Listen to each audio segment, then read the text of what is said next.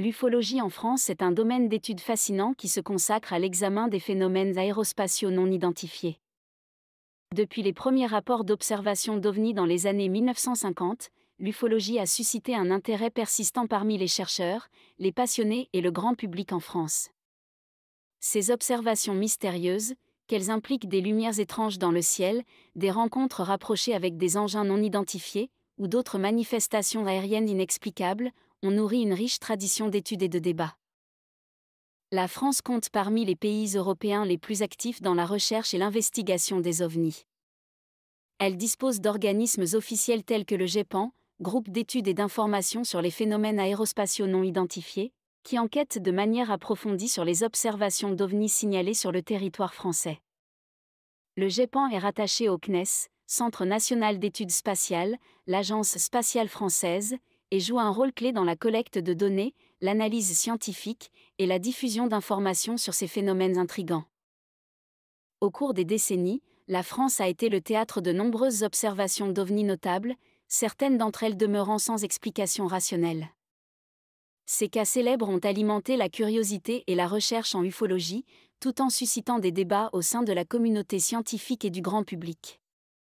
Aujourd'hui, nous explorerons 9 de ces cas d'OVNI, chacun apportant son lot de mystères et d'interrogations, tout en contribuant à la compréhension de ces phénomènes aériens inexplicables. L'OVNI de Valensole.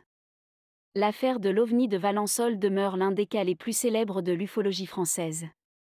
Cette histoire s'est produite dans la petite commune de Valensole, située dans le département des Alpes de Haute-Provence. Le 1er juillet 1965, le témoin principal de l'incident était un agriculteur nommé Maurice Masse, qui travaillait dans ses champs de lavande tôt le matin. Maurice Masse a rapporté avoir vu un objet étrange se poser dans ses champs de lavande.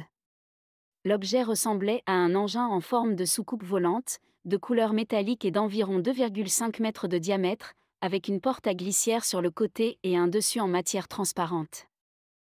À côté de cet engin, Masse aurait vu 2 êtres humanoïdes d'environ 1,20 mètres de hauteur, vêtus de combinaisons argentées. Ils avaient de grands yeux et une expression qui lui faisait craindre pour sa sécurité.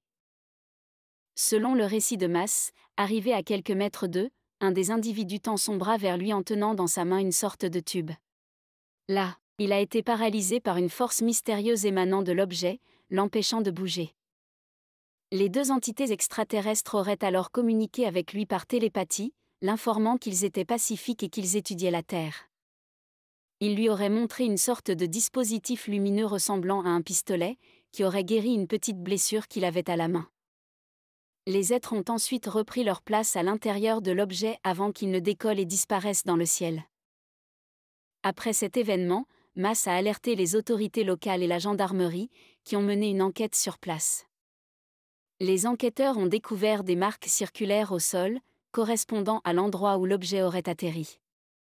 Des échantillons de terre ont été prélevés pour analyse. Selon le résumé établi par la gendarmerie, le 1er juillet 65, au lieu-dit Olivol, à 2 km au nord-ouest de Valensole, Maurice Masse, 41 ans, cultivateur, déclare avoir vu un engin de type soucoupe volante, de la grosseur d'une dauphine avec 2 passagers. 2 individus, de taille de 1 mètre environ, de forte corpulence, vêtus d'une combinaison, tête nue, seraient descendus de l'engin quelques instants. Puis l'engin aurait disparu subitement à la vitesse d'un éclair. Sur place, le capitaine Valnet a constaté des traces pouvant éventuellement correspondre à la pose effective d'un engin. Les gendarmes ont relevé des traces, consignées dans le procès-verbal du 5 juillet 1965. Une trace insolite a été relevée, un trou cylindrique de 18 cm de diamètre et 40 cm de profondeur, au centre de 4 sillons peu profonds formant une sorte de croix. Sur la trajectoire de départ alléguée de l'engin, les plants de lavande ont subi une dégénérescence sur une centaine de mètres, et selon l'agriculteur, plus rien ne repoussera à cet endroit pendant près de 10 ans. L'affaire de l'OVNI de Valensole a suscité un grand intérêt médiatique en France à l'époque et a été largement couverte dans la presse. De nombreux ufologues et chercheurs se sont rendus sur les lieux pour enquêter sur l'incident. Certains ont soutenu la version de Maurice Masse, tandis que d'autres ont exprimé des doutes quant à la crédibilité de son témoignage. L'affaire a suscité de nombreuses controverses dans la communauté ufologique. Certains chercheurs estiment que le témoignage de Maurice Masse est authentique, tandis que d'autres pensent qu'il pourrait s'agir d'une supercherie ou d'une hallucination. En haut lieu, elle est prise très au sérieux par des personnalités de premier plan, notamment Yves Rocard, le père de la bombe atomique française. C'est une affaire que le GEPAN classera comme une des plus inexplicables qui lui ait été soumise. L'OVNI de Trans-en-Provence. L'affaire du dossier de Trans-en-Provence s'est produite dans la petite ville de Trans-en-Provence, située dans le département du Var. Le 8 janvier 1981, un retraité du nom de Renato Nicolai a été le témoin principal de l'incident. Aux environs de 17 heures, Renato Nicolai, un maçon retraité, était occupé à construire un abri en ciment pour la pompe à eau de son jardin. Tout à coup, selon son propre récit, il a été témoin de l'atterrissage d'un objet non identifié. Cet engin est descendu avec un léger sifflement, sans émettre de flammes ou de bruits assourdissants. Renato Nicolai a décrit l'objet comme ayant la forme de 2 assiettes renversées, arborant une teinte semblable au plomb, avec une sorte de nervure courant autour de sa circonférence. Sous l'engin, il a remarqué 2 éléments circulaires, qui pourraient être des réacteurs ou des pieds, émergeant légèrement sur une vingtaine de centimètres en dessous de la structure principale. De plus, 2 autres cercles ressemblant à des trappes étaient visibles. Ces dimensions étaient d'environ 1,80 m de hauteur pour un diamètre de 2,50 m. Peu après son observation, l'objet a décollé du sol et s'est rapidement éloigné jusqu'à disparaître de la vue de Nicolai. Le temps écoulé entre le début et la fin de cette observation était relativement court, estimé à environ 30 à 40 secondes. L'engin a laissé des marques caractéristiques sur le sol, que Renato a montrées à son épouse le lendemain. Intrigué par cette découverte, son épouse en a discuté avec une voisine passionnée par les phénomènes liés aux ovnis, qui a immédiatement informé la gendarmerie de cet événement inhabituel. La brigade de gendarmerie, dépêchée sur les lieux après l'incident, a minutieusement inspecté les empreintes laissées au sol. Leur rapport détaillé mentionne spécifiquement les caractéristiques de ces marques intrigantes. Le rapport de la brigade décrit ainsi les traces. Nous avons observé la présence de 2 cercles concentriques, l'un mesurant 2,20 mètres de diamètre et l'autre 2,40 mètres. En outre, 2 secteurs opposés, chacun d'environ 0,8 mètres de large, présentaient des marques sombres ressemblant à des traces de glissement de pneumatiques. Ces marques avaient une longueur d'environ 80 cm et une largeur d'environ 10 cm. Le GEPAN constate quant à lui que le sol a été tassé par un poids lourd, estimé entre 4 et 5 tonnes, qu'il a subi un échauffement thermique inférieur à 600 degrés Celsius et qu'un dépôt d'oxyde de fer y a été laissé. Le disque rouge du vol Nice-Londres. L'affaire du disque rouge du vol Nice-Londres a suscité un grand intérêt médiatique et a été largement couverte dans les médias internationaux. Le 28 janvier 1994, à environ 11 000 mètres d'altitude au-dessus de l'Île-de-France, l'équipage d'un Airbus A320 d'Air France, assurant la liaison Nice-Londres, se trouve confronté à un phénomène énigmatique. Vers 13h14, le chef de cabine, qui se trouve dans le poste de pilotage, remarque un objet inhabituel du côté gauche de l'avion. À première vue, il pense qu'il pourrait s'agir d'un banal ballon météorologique. Cependant, à mesure qu'il l'examine de plus près, le chef de cabine, ainsi que le commandant de bord et la copilote, observent un objet de forme discoïdale brun, dont la particularité est de sembler fluctuer de forme, avant de disparaître brusquement de leur vue. Plusieurs passagers seront aussi témoins des faits. Après l'atterrissage à l'aéroport de Londres Heathrow, l'équipage a signalé l'incident aux autorités aéroportuaires et à la police. Les témoignages des passagers et de l'équipage ont été recueillis, et des enquêteurs ont été chargés de déterminer la nature de l'objet observé. Simultanément, une piste radar non identifiée est enregistrée pendant une 50aine de secondes, confirmant ainsi qu'un objet inconnu a croisé la trajectoire de l'avion. Ce n'est qu'en 1997 que le GEPAN a entrepris des investigations sur cet événement mystérieux. Ces enquêtes ont abouti à la publication d'un rapport consultable en ligne, dont la conclusion est des plus intrigantes. Ce cas demeure donc inexplicable, avec des témoignages concordants pour une observation totalement inhabituelle. 2 hypothèses pourraient dans le meilleur des cas être envisagées bien que difficiles à confirmer, la présence d'un phénomène optique atmosphérique encore inconnu ou celle d'un objet souple, tel qu'une enveloppe de ballon, naviguant au gré des vents. Cette conclusion laisse intact le mystère entourant l'incident du disque brun du vol Nice-Londres, qui continue d'intriguer et de susciter des débats au sein de la communauté ufologique. L'affaire d'Aravilliers. L'affaire d'Aravilliers s'est produite dans la petite commune d'Aravilliers, située dans le département du Val-d'Oise en France. Le 10 janvier 1998, plusieurs témoins ont été les protagonistes d'un événement mystérieux qui allait devenir l'un des dossiers les plus discutés de l'ufologie en France. Le matin du 10 janvier 1998, plusieurs habitants d'Aravilliers ont observé un étrange phénomène dans le ciel. Selon leurs témoignages, un objet en forme de disque volant, d'une taille estimée à environ 10 mètres de large, a survolé la région à basse altitude. L'objet était décrit comme silencieux, avec des lumières clignotantes sur ses bords. Vers 7 heures, le principal témoin appelé se rend en voiture à une partie de chasse, accompagné de 2 amis. Un troisième camarade les suit dans son propre véhicule. C'est sur le chemin qu'il voit avec stupéfaction un disque géant, lévitant à une dizaine de mètres du sol. Ils émettent de multiples lumières. Le conducteur et ses passagers vont alors perdre connaissance et reprendront leurs esprits sur le parking de chasse où ils avaient rendez-vous, 1,2 km plus loin. Là, un autre ami stationné qui les attendait, a lui aussi été témoin du phénomène. Le premier témoin, professionnel de l'aéronautique, livrera une description très détaillée de l'OVNI. Il souffrira par ailleurs de séquelles, à la suite de son expérience, entre autres une brûlure au niveau des yeux. L'homme se souviendra même par la suite avoir été transporté à l'intérieur de l'OVNI, où il aurait rencontré des créatures. Après cet événement, plusieurs témoins ont contacté les autorités locales pour signaler l'observation. La gendarmerie et le GEPAN ont ouvert une enquête pour examiner les preuves et recueillir les témoignages. Ils ont notamment interrogé les témoins et réalisé des relevés sur place. Aucune des personnes concernées n'a voulu témoigner à visage découvert. Une réserve qui s'explique par leur statut professionnel, 2 de ces témoins avaient occupé des postes importants bénéficiant même de l'accréditation, secret défense. Plus tard leur parole a pu être recueillie par des spécialistes tels que l'astronome ufologue, Jacques Vallée. Des lumières à Colomiers. L'affaire des lumières à Colomiers s'est produite dans la ville de Colomiers, située dans le département de la Haute-Garonne, le 23 mai 2013, aux alentours de 19 h. Tandis qu'il s'affaire à son barbecue dans le jardin de sa résidence à Colomiers, en périphérie de Toulouse, Gérard, un employé d'une société d'aéronautique, fait une observation des plus singulières. Pendant une dizaine de minutes, il observe 3 sphères orangées lumineuses dans le ciel avant qu'elles ne s'évanouissent mystérieusement. Le lendemain, sa femme rapporte avoir été témoin du même phénomène au même endroit et à la même heure, mais cette fois-ci, les sphères se déplacent à une vitesse vertigineuse.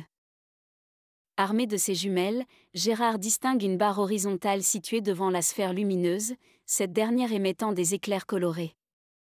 Perplexe face à cet événement, Gérard décide de signaler l'incident au GEPAN, le groupe d'études et d'information sur les phénomènes aérospatiaux non identifiés. Malgré le déplacement de plusieurs enquêteurs et une analyse approfondie, aucune explication rationnelle n'a encore été trouvée pour expliquer ces lumières mystérieuses qui ont traversé les cieux de Colomiers ce jour-là. L'énigme demeure, continuant d'alimenter les débats et les recherches dans le domaine de l'ufologie en France. L'OVNI fantôme d'Orly. L'événement se produit dans la nuit du 17 au 18 février 1956. Un écho attire l'attention des aiguilleurs du ciel de l'aéroport d'Orly, près de Paris. Un objet, 2 fois plus imposant que les plus grands avions en service à cette époque, apparaît sur le radar de contrôle aérien. Les techniciens observent sa trajectoire. L'OVNI vole à une vitesse supersonique, aux alentours de 2500 km/h, avant de s'immobiliser au-dessus de l'aéroport pendant 4 heures. Subitement, l'objet fonce à une vitesse foudroyante sur un avion d'Air France en provenance de Londres. La tour de contrôle d'Orly prévient le personnel de bord. Le pilote décide de changer de cap pour éviter une lumière rouge clignotante qui se dirige droit sur lui. Quelques minutes plus tard, il distinguera même l'objet énorme de couleur noire avant qu'il ne disparaisse. Le fantôme d'Orly a terrifié les pilotes chargés de décoller ou d'atterrir cette nuit-là à Orly. C'était stupéfiant, raconte un technicien radar dans la presse de l'époque. Le gouvernement français met alors tous les moyens en œuvre pour résoudre cette énigme. Les enquêteurs constatent rapidement que les outils de contrôle aérien fonctionnent parfaitement. Pour ce cas, la conclusion de l'enquête est floue.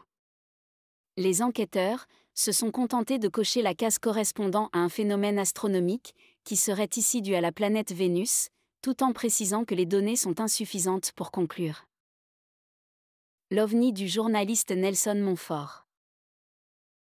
Nelson Montfort partage une expérience extraordinaire qu'il qualifie lui-même de « témoin d'une apparition du premier type » survenue pendant l'hiver 1983 à 1984, alors qu'il séjournait dans la station des Arcs en Savoie. Il décrit cette nuit comme étant particulièrement belle, noire et étoilée. Au cours de cette soirée mémorable, quelque chose d'exceptionnel a brusquement attiré son attention. Il a observé un objet horizontal remarquablement lumineux se déplacer au-dessus des sommets montagneux. Ce mystérieux objet a ensuite commencé à osciller à environ 45 degrés, avant de s'élever à une vitesse vertigineuse en direction du ciel, comme s'il se dirigeait vers l'infini de l'univers. Cette scène étonnante a duré entre 15 à 20 secondes, une durée qui, dans ces circonstances, peut sembler extrêmement longue. L'aspect frappant de cet événement était l'absence totale de bruit, ce qui a renforcé le caractère singulier de l'observation. Montfort souligne que l'objet qu'il a vu ne correspondait en aucun cas à un avion, un hélicoptère, une comète ou une étoile filante, chacun ayant des trajectoires bien distinctes.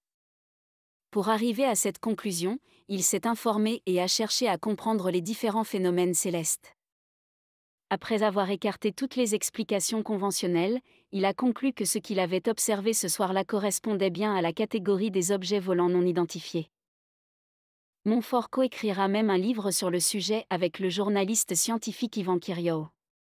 OVNI, sommes-nous seuls ? Aux éditions Michel Lafon. Les deux objets non identifiés de la Somme. Les deux phénomènes ont lieu la même année, à un mois d'écart, en septembre et octobre 1954. Le premier a eu lieu entre Harponville et Comtet, non loin d'Albert et Corbie.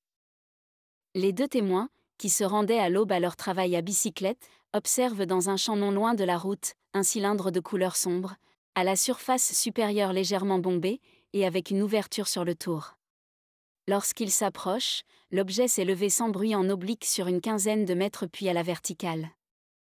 Pendant l'ascension, les témoins remarquent de la fumée gris-bleu s'échappant d'un tuyau. Aucun autre témoignage n'a été recueilli. La crédibilité des témoins n'est pas mise en cause par l'organisme et les gendarmes de l'époque.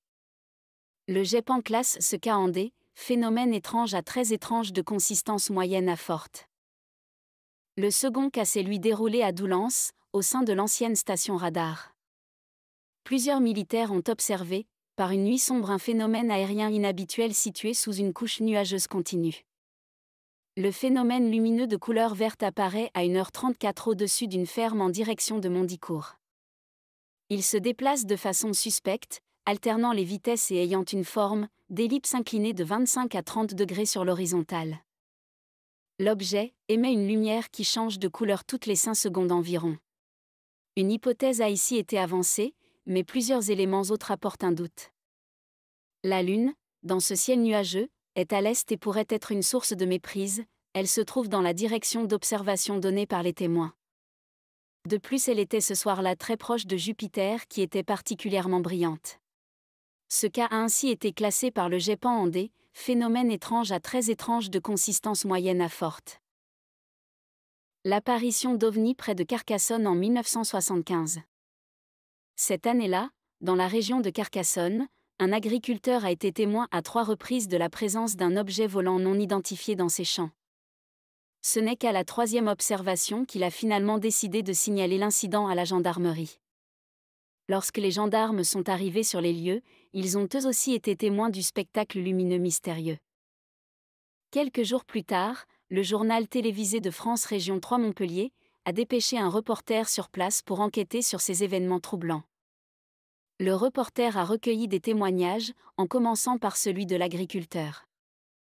L'agriculteur a décrit ce qu'il avait vu en détail. « J'ai observé un gros engin, éclairé par 4 lumières, d'une apparence très étrange, qui m'a permis de clairement identifier un objet inhabituel. » Quelques jours plus tard, il a de nouveau vu l'objet, mais cette fois à une altitude plus élevée, à environ 300 mètres, ce qui l'a laissé profondément bouleversé. Le dimanche suivant, une nouvelle observation a eu lieu. L'agriculteur a tenté de décrire l'événement en utilisant ses propres mots. Juste en face de la ferme, j'ai vu, à environ 300 mètres, ce que je peux seulement décrire comme des projecteurs très puissants. Ces projecteurs semblaient éclairer le sol de manière très intense, et cela avait l'aspect d'une nageoire, comme si l'objet glissait. L'homme a expliqué qu'il avait immédiatement appelé son fils pour témoigner de l'événement, mais quand ils sont revenus sur les lieux, l'objet avait mystérieusement disparu. Une nouvelle apparition se produisit, mais cette fois-ci, l'agriculteur avait rapidement prévenu les gendarmes. En quelques minutes à peine après l'appel, les forces de l'ordre étaient sur les lieux pour constater les faits. L'un des gendarmes, avec un regard tourné vers le lieu de l'apparition, décrivit avec une précision remarquable ce qu'il avait observé. Quand nous sommes arrivés sur les lieux, commença-t-il, nous avons repéré une sphère située entre les deux arbres et le pin parasol. Il pointa l'emplacement du doigt et continua son récit minutieux. La sphère avait environ 1 mètre de diamètre, d'un rouge vif, d'une couleur rouge-feu. Sa surface était dentelée, et elle émettait une sorte de lueur jaunâtre qui éclairait une zone d'environ 10 mètres de diamètre. Par moments, elle disparaissait, puis réapparaissait 2 secondes après. Ce phénomène a duré environ 30 minutes, avec 3 ou 4 disparitions. Nous avons observé le phénomène depuis une position en hauteur. La nuit était tombée, et les gendarmes ne tentèrent rien de plus ce soir-là. L'enquête débuta véritablement au petit matin. Le lendemain, une patrouille s'est rendue sur le terrain, mais il n'y avait aucune trace, aucun indice.